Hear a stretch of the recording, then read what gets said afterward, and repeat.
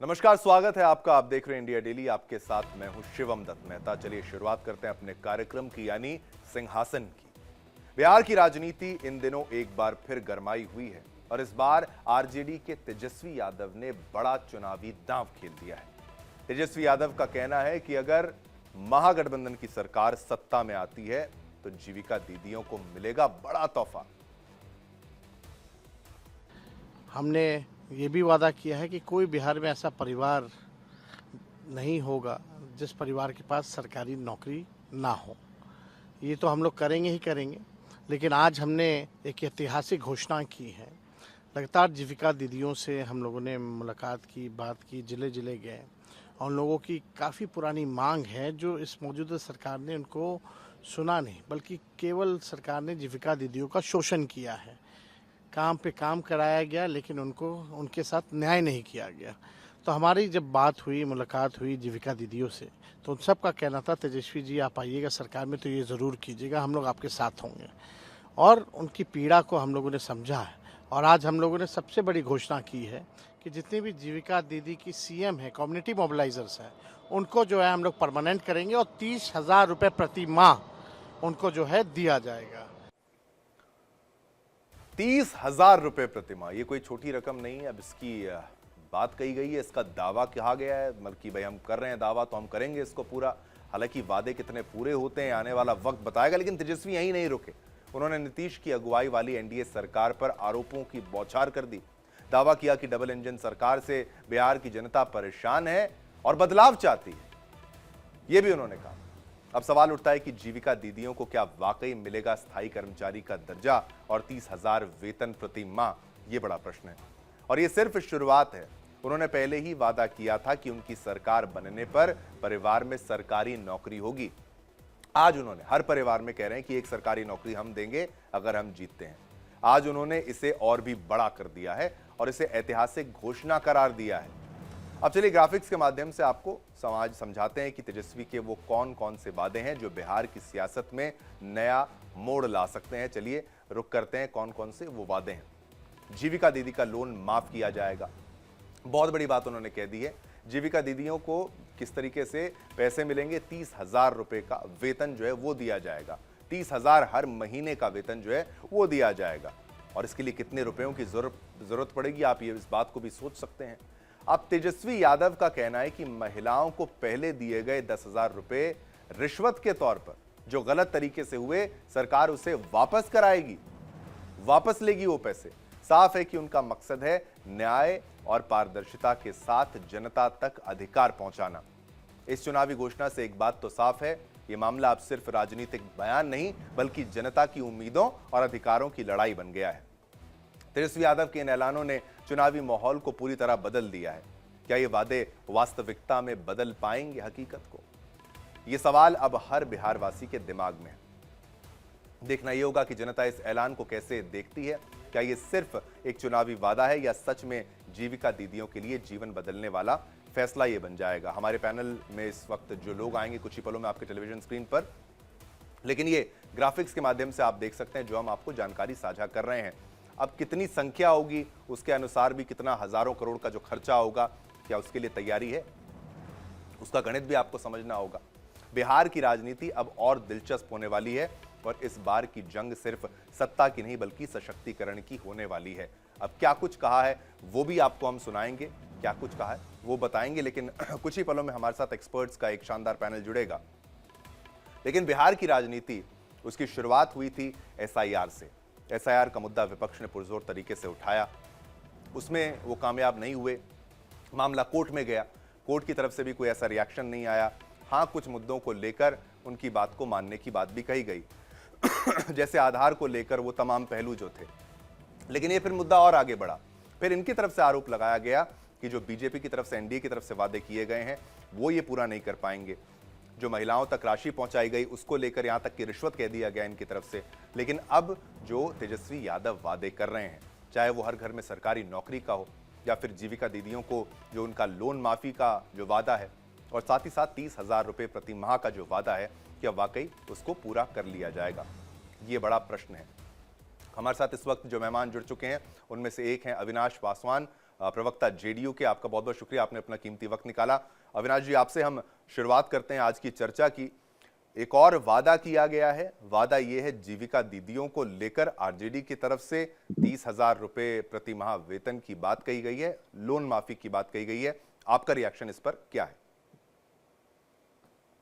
देखिए, मैं तो सबसे पहले ये कहूंगा कि कम से कम प्रेस कॉन्फ्रेंस में इनका कंटेंट क्या था उसके ऊपर तो डिस्कशन हम कर ही लेंगे, लेकिन एक चीज तो इन्होंने मान लिया कि जीविका दीदियां हमारे बिहार में इतनी इंपॉर्टेंट है कि इनके ऊपर इनको प्रेस कॉन्फ्रेंस करना पड़ेगा।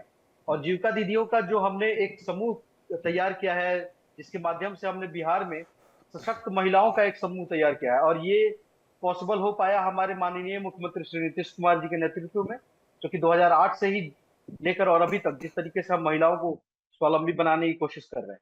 अब आते हैं आज के प्रेस कॉन्फ्रेंस के ऊपर। इन्होंने जो भी वादे किए हैं, पहले भी इन्होंने बहुत सारे वादे किए हैं। आप समझेंगे कि जब ये हर घर को एक सरकारी नौकरी देने की बात करते हैं, जहां पे 3.25 करोड़ घर हैं, और उसमें सरकारी नौकरी देने की बात करते हैं, उसके बाद और भी तमाम तरह के ये योजनाएं आके करते हैं, और बिना किसी कैलकुलेशन के। और आज का जो इन्होंने पीसी किया, प्रेस कॉन्फ्रेंस किया, इसमें भी जब ये कहते हैं कि हर जीविका दीदी को ये 30,000 रुपए देंगे, तो मुझे ये नहीं समझ में आया कि इनका मतलब कंसेप्चुअल क्लियरिटी नहीं है जीविका दीदी के समूह के बारे में। एक्चुअली हम जीविका दीदी का जो समूह है, जीविका एक जो कार्यक्रम जो हमने चलाया है बिहार में, उसका पर्पस क्या है? उसका पर्पस है कि एक सेल्फ हेल्प ग्रुप बनाना। और सेल्फ हेल्प ग्रुप क्या होता है? सेल्फ हेल्प ग्रुप कोई सरकारी नौकरी नहीं होती है। सेल्फ हेल्प ग्रुप में क्या होता है कि जैसे कि ये जीविका दीदी महिलाओं का सेल्फ हेल्प ग्रुप है, इसमें दीदियां आती है और वो अपने कंट्रीब्यूशन के माध्यम से और सरकार के अनुदान के माध्यम से अपने आप को स्वावलंबी बनाने की कोशिश कर रही है। ठीक है, तो ये तो इनका तो सबसे पहले क्लियर ही नहीं है मामला कि जीविका का मतलब क्या है, पर्पस क्या है। इन्होंने इसके पर्पस को, इसके इंटेंशंस को पढ़ा नहीं, और आके इन्होंने पीसी कर दिया, क्योंकि अब खलबली मची हुई है। अब मुद्दा यही थोड़ी ना है कि जीविका दीदियों को, अब आप ये समझिए कि कोऑर्डिनेशन कमेटी है इनके पास, महागठबंधन के पास ऑल ओवर बिहार के लिए कोई प्लान ही नहीं है। तो बस जनता को जिस तरीके से ये बहलाने की कोशिश कर रहे हैं, उसी कड़ी में एक ये प्रेस कॉन्फ्रेंस दोबारा कर लिया इन्होंने। और इसमें जीविका दीदियों के ऊपर मतलब 90% ऑफ द प्रेस कॉन्फ्रेंस जो था वो जीविका दीदियों के ऊपर डिस्कशन चल रहा था। उसके बाद पता नहीं फिर उन्होंने कहा कि मतलब जितने भी संविदा कर्मी है उनको भी परमानेंट करेंगे, और वगैरह वगैरह बहुत सारी चीजें कर रहे हैं। तो आप देखिए, चाहे महागठबंधन के सीट शेयरिंग की बात हो, चाहे फिर उनके चीफ मिनिस्ट्रियल कैंडिडेट की बात हो, चाहे लीडरशिप की बात हो, कोई मतलब कोई क्लियर नहीं है। आप कल, मैंने जैसा कि प्रेस कॉन्फ्रेंस में सुना उससे पहले भी कि कल शायद ये लोग महागठबंधन का प्रेस कॉन्फ्रेंस करने वाले हैं, बट उससे पहले तेजस्वी जी आके अपनी प्रेस कॉन्फ्रेंस कर रहे हैं। तो और तेजस्वी जी बार बार ये कहते हैं कि तेजस्वी सरकार बनने वाली है, तेजस्वी सरकार बनने वाली है, लेकिन सिर्फ ये इनका कहना है कि तेजस्वी सरकार बनने वाली है। सही मायने में महागठबंधन में राहुल जी भी इनको अपना लीडर नहीं मानना चाहते, बिकॉज इनका जो चेहरा है वो टेंटेड है एक तरीके से देखा जाए, क्योंकि राजद का जो पॉलिटिकल टेन्योर रहा है और उसके साथ साथ लेकिन अविनाश जी, अब तो इन्होंने वादा कर दिया ना, वादा इन्होंने सरकारी नौकरी का भी कर दिया। अब इन्होंने अगर 30,000 रुपए प्रति माह अगर जीविका दीदियों को देने की बात कर दी, अब वादा तो इनके बड़े हैं, वादे इतने बड़े हैं, अब जनता सोचेगी नहीं अगर हम इनको चुनेंगे तो शायद हमें ये रकम मिलेगी। 30,000 रुपए प्रति माह कोई छोटी राशि तो होती नहीं है। अगर जीविका दीदियों वाली इनकी जो बात अगर सच है, वो अलग बात है कि अगर ये पलट जाएं। दूसरा, इन्होंने जो पैसा आपकी तरफ से दिया गया, यानी फिर एनडीए की तरफ से अगर दिया गया, उसको लेकर भाई उसको रिश्वत करार दे दिया।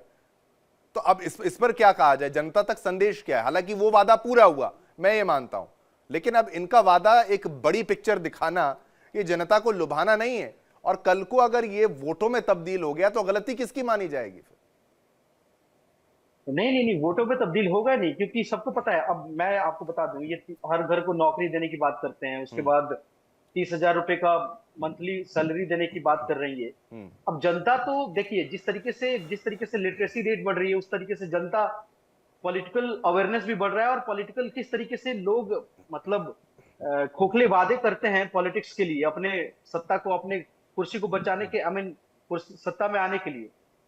ये जनता समझ रही है, और जनता को पता है कि ये बस वादे कर रहे हैं, ये बेवकूफ बनाने की कोशिश कर रहे हैं। इनके पास सही मायने में कोई इस तरीके का ब्लूप्रिंट है ही नहीं। अगर आपके पास खुद का ब्लूप्रिंट नहीं है, कोऑर्डिनेशन आपके बीच में नहीं है, तो आप बिहार की जनता के लिए क्या ब्लूप्रिंट रखते हैं?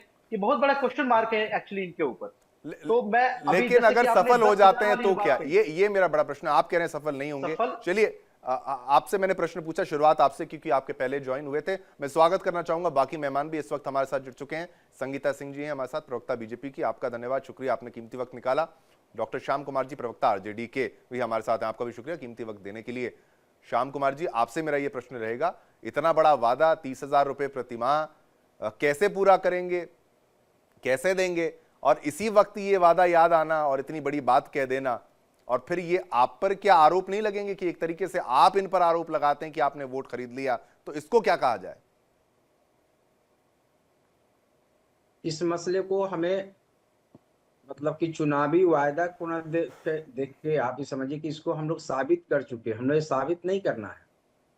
जब तेजस्वी यादव साहब उप मुख्यमंत्री थे और जिस तरह से ठोस जो है नीतिगत योजना के तहत युवाओं को नौकरी दी गई, आप समझिए कि 20 वर्ष में नीतीश कुमार जी ऐसा कभी करने में सफल नहीं हुए। क्या ऐसी बात हो गई? आप लोग मीडिया के बड़े अनुभवी साथी है कि 20 वर्षों में पहली बार इतनी भारी संख्या में नौकरी युवाओं को मिली, और वो हिम्मत और साहस देने का काम न जनता किया बल्कि उस समय की तत्कालीन सरकार को भी, जिसमें वो शामिल थे, देने का काम किया। तो मैं आपके चैनल के माध्यम से आपके सभी सम्मानित व्यूअर्स को मैं स्पष्ट करना चाहता हूं कि जो आरजेडी का जो टेक ऑन होता है किसी भी मतलब के मुद्दे पर, वो ठोस होता है, नीतिगत होता है। वो उसका एक जो हमारा समाजवाद जो है, मैंने बार बार कहा है, उसका मतलब है कि कोई व्यक्ति अकेले अपनी जिंदगी की चुनौतियों को कितना सामना कर पाएगा, सरकार का एक दायित्व है। तो नौकरी देने का एक बात तो मैंने कह दिया, जहां तक हमारे मित्र बता रहे थे, मैं सुन रहा था मित्र को, मैं इस पर कोई टीका टिप्पणी नहीं करूंगा। बस इतना कहूंगा कि ये आप कुछ दिन के बाद जब डिबेट कीजिएगा, इसी मसले को आप लीजिएगा, तो देखिएगा कि जमीन और आसमान का अंतर है। जो हम लोग कहते हैं उसको करते हैं, लेकिन हमारे सम्मानित मित्र जो विरोधी दल के बोलते हैं उसमें कोई, अब देखिए ना, 10,000 इन्होंने दिया, चुनावी रिश्वत का करार दिया गया। अब वो 2 लाख का हाल वही होगा जो 15 लाख का हुआ। तो ये लोग तो जो मतलब कि जुमला और जनादेश के बीच का जो संघर्ष है, वो बड़ी लाइन खींचने का काम हम लोगों ने किया है। तो मैं इस पर बहुत अधिक क्या कहूँ, हमने साबित किया हुआ है। 14 तारीख के बाद हम फिर 20 दिन में खाका खींचेंगे। हर घर की नौकरी का जो हम लोग का वायदा है, वो बेसिकली वो वायदा ही नहीं बल्कि वो हम लोग का विजन है, वो हमारी कमिटमेंट है, वो dignity of every house hold है, जिसको हम हर हालत में पूरा करेंगे। लेकिन ये आपको विश्वास इतनी राशि की कहां से योजना है? देखिए, मैं ये कह रहा हूं कि आप 30,000 रुपए प्रतिमाह देंगे, अब कितनों को आपको देना है, वो राशि आपके पास है कहां से? मतलब वो उसका क्या रोड मैप, उसका भी तैयार किया गया है? और दूसरा, आप इनको बार बार, आप इनके जो भी ये कर रहे हैं उसको रिश्वत कह रहे हैं। अब इसको वोट खरीद ना बोला जाए तो क्या बोला जाए? चुनाव से तुरंत पहले आपने एक बहुत बड़ा वादा कर दिया। अब चलिए, वो देखने वाली चीज होगी, अगर आप चुनाव जीतते हैं, आप पूरा कर पाते नहीं कर पाते। ये पूरा रोड मैप भी तो समझना होगा ना कि कहां से पैसा आएगा, कहां से लगाएंगे।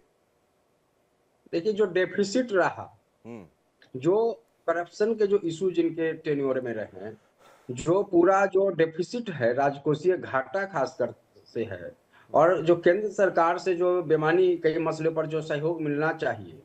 देखिए, विल पावर चाहिए, शासन सत्ता विल पावर से चलती है। हाँ, जिम्मेदारी हमने ली है जनता की भलाई करने के लिए, हमारा मिशन मोमेंट है। तो उसके लिए जो विल पावर पहले ही मना कर देते हैं लोग। क्या करते हैं कि अब जैसे 5 लाख नौकरी देने का वायदा था, तो अगर तेजस्वी साहब ने हिम्मत साहस दिया, वो हमारे माननीय मुख्यमंत्री उस समय मतलब इफ नो बट इस कर रहे थे, ब्यूरोक्रेट्स आके समझा रहे थे। तो सबसे पहली बात समझिएगा कि अगर आपने कोई बड़ी लाइन खींचनी है तो उसके लिए आपको जो ऑप्टिमिस्टिक होना बहुत जरूरी है। और ये हम लोग हैं, और ये वैक्यूम में नहीं है। मैं आपको बताना चाहता हूँ, ऐसा नहीं है कि इनका जो है सारी सुविधा पूंजीपतियों के लिए में तो नहीं, ऑप्टिमिस्टिक और रियलिस्टिक दोनों होना चाहिए ना साहब। आप हर घर में कैसे दे देंगे सरकारी नौकरी, या फिर या जिसके पास रोजगार नहीं उस घर में? देखिए, आप थोड़ा सा वक्त का इंतजार कीजिएगा, फैक्ट फिगर डेटा आपको मिलेगा। और हमारी जो विजन है, जो कमिटमेंट है, और जो हम बोलते हैं वो पूरा करते हैं। ये तो सिर्फ थोड़ा सा समय का इंतजार कर लीजिए, बहुत कुछ अब टेक ऑन समय का इंतजार करूंगा तो वो वोट में तब्दील होगा, कैसे होगा, मतलब ये हमें इसका फैक्ट चेक भी तो करना होगा ना। जनता को आप ये तो समझाइए, आप करेंगे कैसे। चलिए मैं वापस आपके पास आऊंगा, और भी मेहमान मेरे साथ इस वक्त जुड़े, उनका भी रुख करता हूं।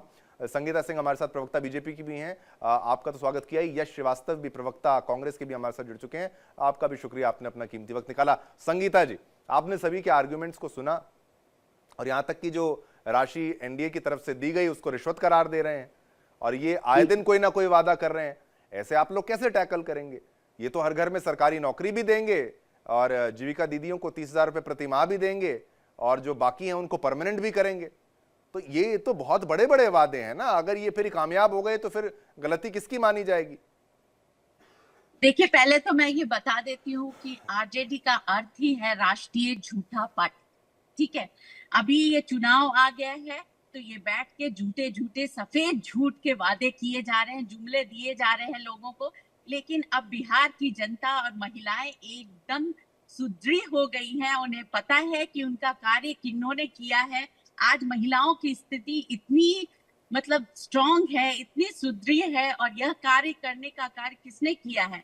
हमारे आदरणीय मुख्यमंत्री नीतीश कुमार जी ने, या हमारे आदरणीय प्रधानमंत्री मोदी जी ने। ये जुमले पे जुमले, इनमें बौखलाहट है, हार की बौखलाहट, जिसके कारण ये कुर्सी पे बैठ के एक के बाद एक झूठ, सफेद झूठ लोगों को लोगों को मतलब आधारहीन चीजें लोगों के सामने प्रस्तुत कर रहे हैं। तो इससे कुछ होने जाने वाला नहीं है। लोगों ने 15 साल महिलाओं की स्थिति देखा है, 15 साल इन्होंने जंगल राज जो किया था, पूरे दिन महिलाएं जब लकड़ी चून के आती थी और घर में तब चूल्हा जलता था। आज हर घर में सिलेंडर है, हर महिला आराम से अपने पैरों पे खड़ी है।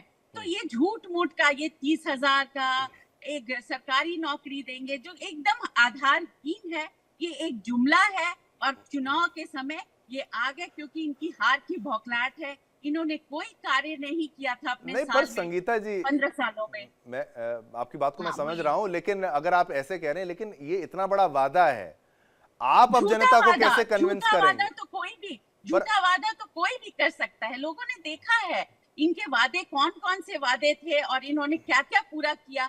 जनता ने देखा। अब जनता वैसे बेवकूफ नहीं हो गई, आज जनता बहुत ही होशियार है। नहीं, वो कह रहे हैं कि भाई पिछली बार जब ये सरकार में थे साथ में तो हमने नौकरियां दी हैं, तो कह रहे हैं हमने नौकरियां दी हैं। कहाँ नौकरियां दी हैं? कहा था 10 लाख नौकरी देंगे, ये करेंगे, वो करेंगे, कुछ भी नहीं किया इन्होंने। ठीक है, कुछ भी मैं नहीं। एक क्विक काउंटर ले लेता हूँ, एक क्विक काउंटर ले लेता हूँ। सर्वनाश कर दिया था। वो तो हमारी सरकार है जो विकास का रास्ता अपनाकर हम आगे बढ़ रहे हैं और हर क्षेत्र में विकास हो रहा है। और आज ये ना आज कहते हैं श्याम कुमार जी कह रहे हैं कहाँ दी आपने नौकरियां, कहाँ दी? और ये जिस तरीके का एक क्विक आपका रिस्पॉन्स इसमें चाहिए कि भाई आप आगे देंगे। और आप जो कह रहे हैं कि जब ये पहले थे गठबंधन में, आप साथ थे नीतीश कुमार जी के, तो थे तो सीएम तो नीतीश ही ना, काम तो वही कर रहे थे। नहीं, तो काम तो उन्होंने किया दिखता, और धीरे धीरे हर क्षेत्र में उन्होंने काम किया।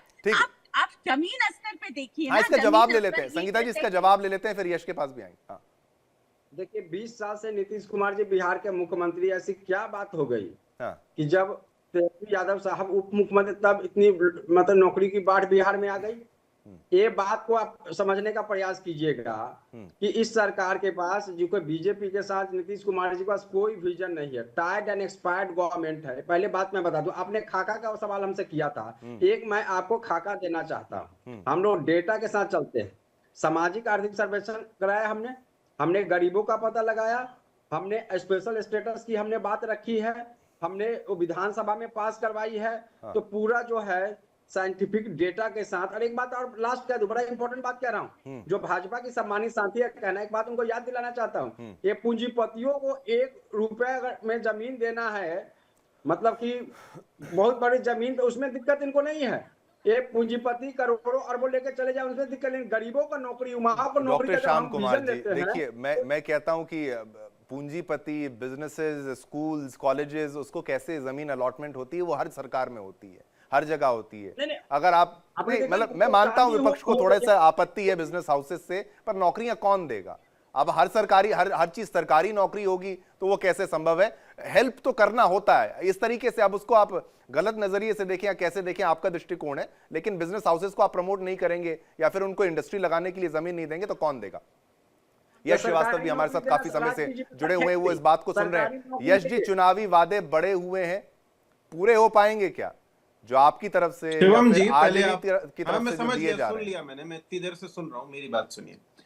आपसे आपके चैनल के साथ ही एक और मीडिया हाउस है इस देश में, बहुत बड़ा मीडिया हाउस है, वो बड़े बड़े पैकेज पे एंकरों को हायर करने के लिए जाने जाते थे। अभी कुछ दिन पहले उनके संस्थापक ने पब्लिकली बोला है कि हमें वित्तीय संकट है। ये उन्होंने इसलिए बोला है क्योंकि उनकी लाइन भी काट के उनके दोस्त को एक चैनल दिलवाया गया जिसमें उनके सारे एंकरों को ज्यादा तनख्वाह पे ले लिया और अब उनके पास प्रोग्राम नहीं है। तो ये जो आप बोल रहे हैं ना कि कांग्रेस को और विपक्ष को दिक्कत है, ऐसा कुछ नहीं है। जब सबके काट के खिला दिया जाएगा किसी एक को तो आप पे भी संकट आएगा, हम पे भी आएगा, सब पे आएगा। इसलिए बेकार की बातें बीजेपी को करने दीजिए, आप मत कीजिए। दूसरी बात, सुनिए सुनिए सुनिए, बदतमीजी मेरे प्लीज, साथ मुझे सीमित समय मिला है, मेरी बात मुझे बदतमीजी कहने मत दीजिए। करिए। नहीं, बदतमीजी मैंने नहीं की है, मैंने मत बोलिए, आपको एक सीधा उदाहरण बेकार की दिया बातें है, मत आपको बोलिए बुरा लग प्लीज। रहा है। आप अपनी बात जब को आप हमारी पार्टी और हमारे विपक्ष को सीधे सीधे बोल देते हैं कि हमें सबको- उद्योग से दिक्कत है। उद्योग इस देश में लगाया किसने शिवम जी? आरएसएस वालों को तो लगाना आता नहीं था, किसने लगाया उद्योग? कांग्रेस पार्टी ने लगाया जी, कांग्रेस पार्टी ने लगवाया है सारा उद्योग। पढ़ना लिखना किसने सिखाया? किसको अच्छा, मालूम आपने था? ये सिखाया? तो गोला बना के बैठे हुए थे। कांग्रेस। अब आप मुझे मेरे समय में मेरी बात बोलने आप दीजिए, मुझे या चाहे बताइए, तो आप और मैं कर ले। पॉलिटिकल पार्टी और बिजनेस हाउस में बीजेपी, फर्क सुनिए है? सुनिए, मैं आपसे कांग्रेस पार्टी चर्चा नहीं बिजनेस कर रहा हूं, चलाती है? मैं आज के कांग्रेस मुद्दे पार्टी पर बात बिजनेस कर रहा चलाती हूं। है?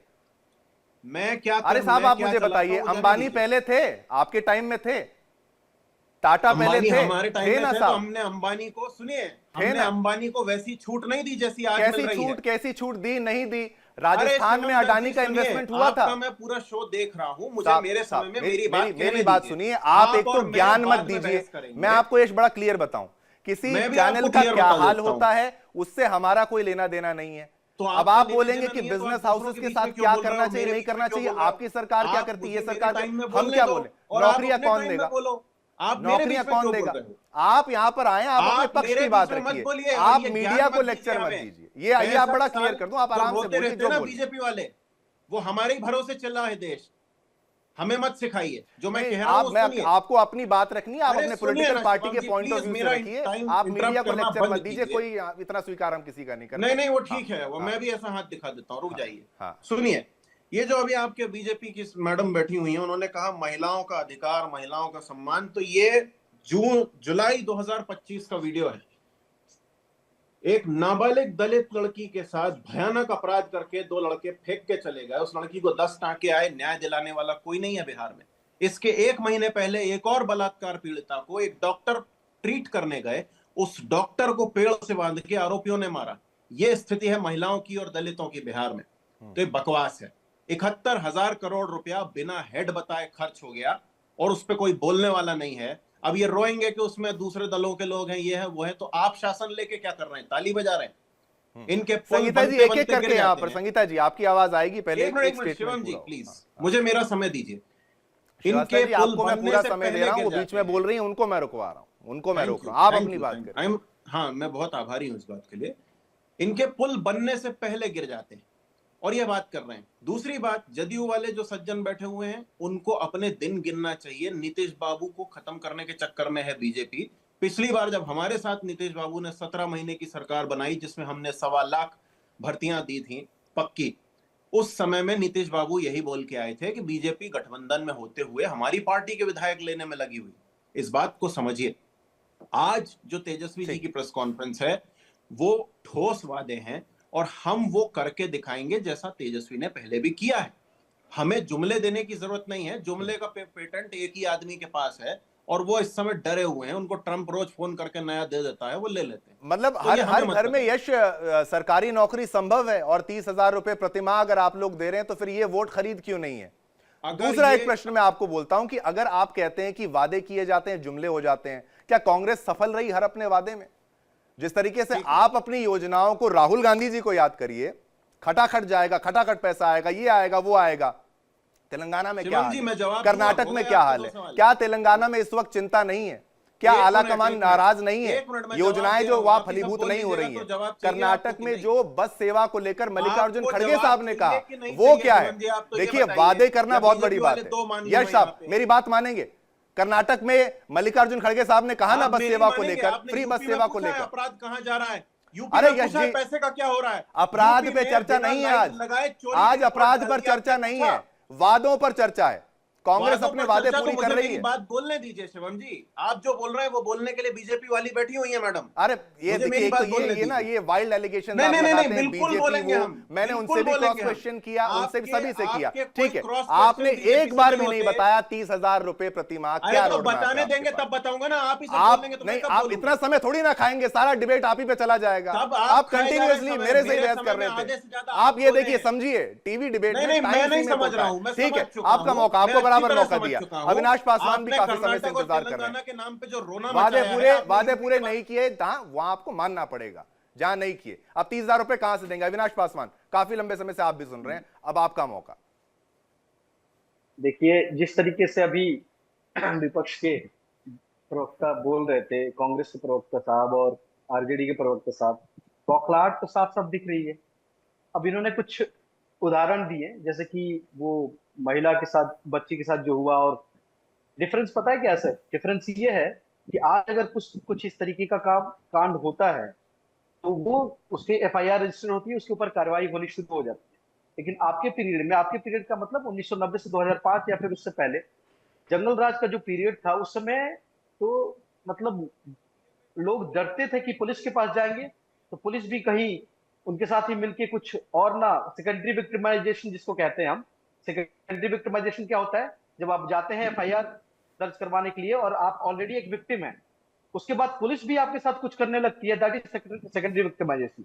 तो उस पीरियड में सेकेंडरी विक्टिमाइजेशन के डर से लोग अपना केस रजिस्टर करवाने नहीं जाते थे। उसके बाद ये इन्होंने बहुत सारी चीजें बताई कि हाँ, मतलब हमने ये किया, वो किया, नौकरी दी वगैरह। जब आपने इनसे सवाल पूछा कि आप 30,000 का आंकड़ा बताइए कहां से लेकर आएंगे, चाहे सरकारी नौकरी देने की जो बात है, बजट है, क्योंकि इनके पास है नहीं ना, तो वो तो उन्होंने बड़ा ही मतलब उसको क्या कर दिया, कट कर दिया, उस सवाल को ही उन्होंने साइड कर दिया और उसके ऊपर उन्होंने कोई रिस्पॉन्स नहीं दिया। लेकिन मैं आपको बताता हूँ, जो 10,000 रुपए जो ये बोल रहे हैं रिश्वत देने की बात, ये 10,000 रुपए रिश्वत वाली बात नहीं है सर। मैं बता रहा हूँ, जितने लोगों के पास आए हैं पैसे, अभी मैं फिलहाल बिहार में ही रह रहा हूँ और मेरे गांव में पर काफी लोगों अविनाश के जी, पास 10,000 चुनाव रुपए से पहले अगर आएंगे तो उसको किस नजरिए से देखा जाए?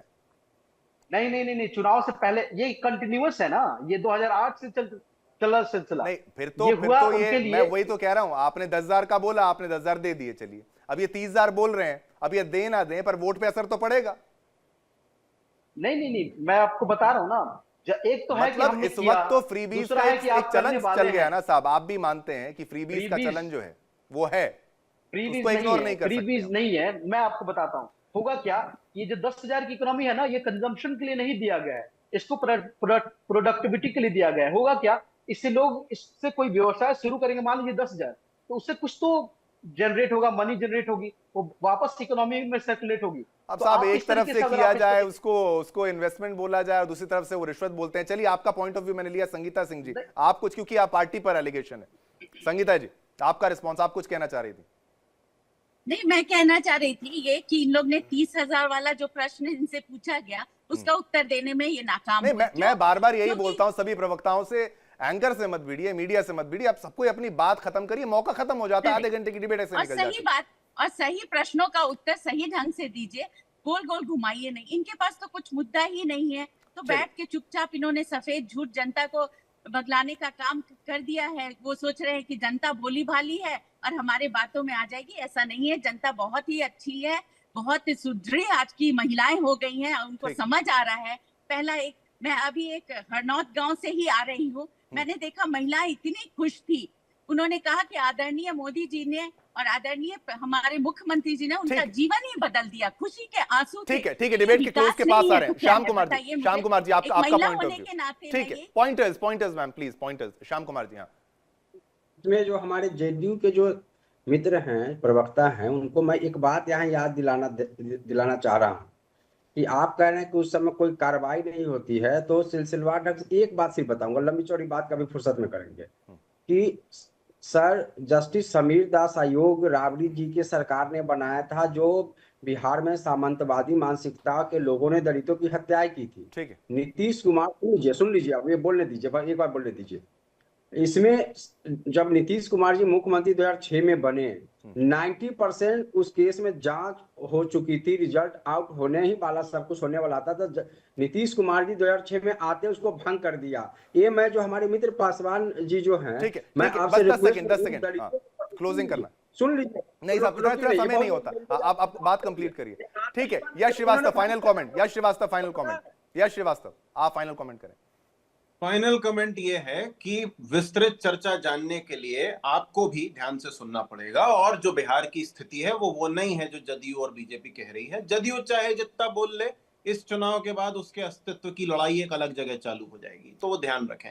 इंडिया गठबंधन एक है। हाँ। और हम जुमलेबाज नहीं है। हाँ। हम अर्थव्यवस्था संभालना भी जानते हैं, और हमने कर्नाटक और तेलंगाना में उत्तर प्रदेश जैसा मौका नहीं को बराबर का मौका दिया। बहुत बहुत शुक्रिया जितने मेहमान हमारे साथ जुड़े, सभी का बहुत बहुत धन्यवाद। वक्त इतना ही था दर्शकों, फिलहाल वक्त एक छोटे से ब्रेक का, छोटा सा ब्रेक लेंगे, तुरंत वापस आएंगे। खबरों का सिलसिला लगातार जारी रहेगा। इंडिया डेली अब आपके स्मार्ट टीवी पर भी मौजूद है। इंडिया डेली 24/7 अब इन सभी प्लेटफॉर्म्स पर लाइव देखें।